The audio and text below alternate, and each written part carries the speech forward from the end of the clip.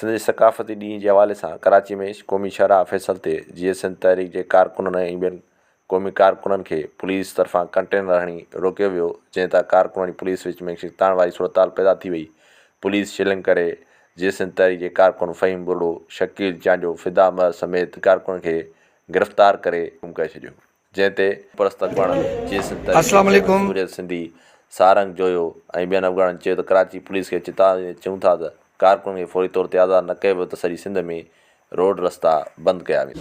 छोटा बच्चा जिसकी 12 साल उम्र है, सिंधी कल्चर डे के हवाले से आज रैली में शामिल था, उसको भी गिरफ्तार किया गया है। इसके ऊपर तशद्दुद करके स्प्रे मार के बेहोश करके इनको गिरफ्तार किया गया है। इनके ऊपर लाठीचार्ज की गई है, शेल जो है कि इनके ऊपर बरसाए गए हैं। और अभी ये सारे तकरीबन ये अंदर है, मेरे और भाई भी अंदर हैं।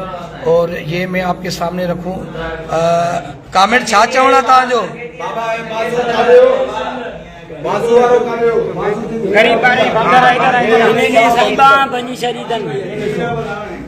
नाजायज़ी के जने बा भगी था ए एकड़े कपड़ा फाड़िया त रुनो उनके भी रतो ए चक्का आने बाका ए चक्का जा निशान है, चक्का कुत्तिया में पकड़े जे कथा कोई चक्का हणी करे माना एको इंसान सा जेको आहे अहिड़े तरीक़े सां वशाणो तशद्दुद करे उनखे गिरफ़्तार कयो वियो आहे। उन्हनि जे मथां लाठी चार्ज कई वई आहे।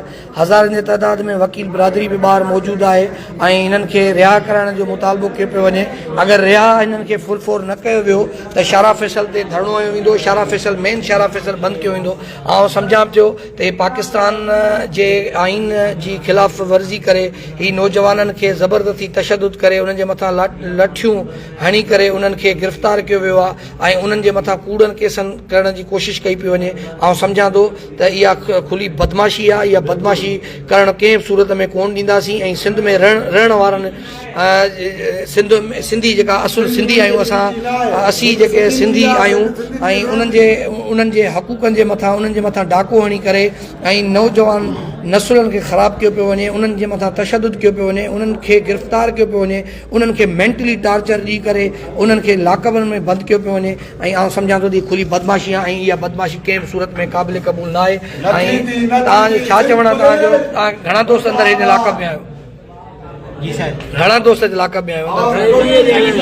सुबुह असां टोपीअ जे को छिलाया विया आहिनि, असां स्प्रे करे बेहोश कयो वियो आहे। वरी गाॾी में असांखे फिटी करे असांखे हिते अची फिटी कयो अथऊं। असांखे गाॾी में अलॻि फिटियो अथऊं, कंहिंखे मुक्तियूं छह ॼणा पकड़े कुटीनि तुंहिंजो बाबा छा चवणु आहे? मुझे पकड़ के शवार कमीज धक्के ले देंगे गाड़ियों में। अच्छा, एक वीडियो वायरल हुई है, एक पुलिस वाला एक लड़के को गालियां दे रहा है, वो यहाँ पे मौजूद है या किसी और थाने पे? यही का हमने भी देखा है, यही कहीं अभी नजर नहीं आ रहा, सारे चले गए। अच्छा, उसको यहाँ से कुछ तकरीबन काफी नौजवानों को यहाँ से निकाल के और जो है कि किसी और थाने पे नामालूम मकाम पे लेके गए हैं। 70 से ज्यादा लोग गिरफ्तार हैं। तो मैं एक वक्त हुकूमत से तो मुतालबा करना फजूल है। मैं चीफ जस्टिस ऑफ सिंध से गुजारिश करूँगा कि इस तरीके से आप नौजवानों के ऊपर लाठी चार्ज करके उनके ऊपर केसेस बना के इनको परेशान करके मेंटली टार्चर दे के और इनको रोडों पे घसीट के आप लोग अगर गिरफ्तार करोगे, आप लोग इनको परेशान करोगे तो ये मुल्क खाना जंगी की तरफ जाएगा।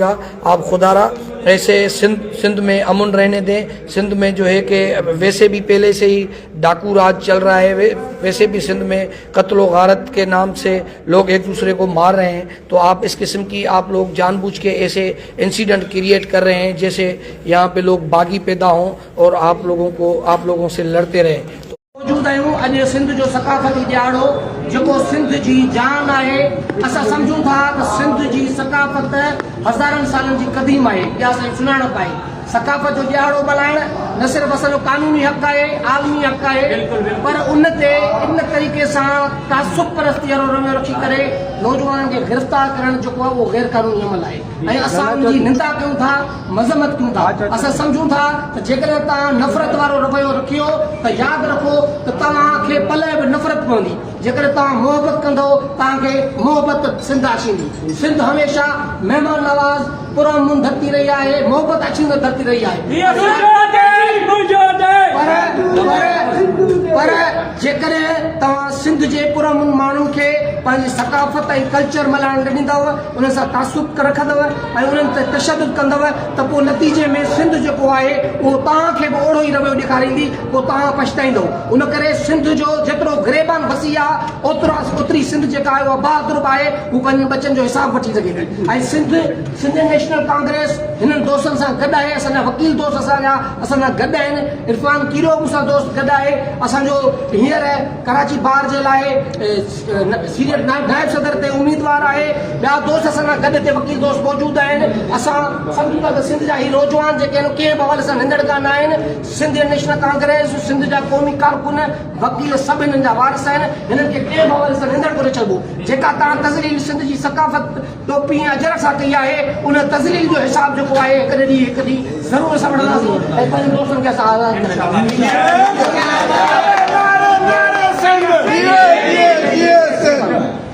अदा ही जेका अॼु तस्वीर असांजे नौजवान जी कई पई वञे, ज़रूरु असां पंहिंजे क़ानूनी महाज़ ते इहे हिसाब किताब वठंदासीं।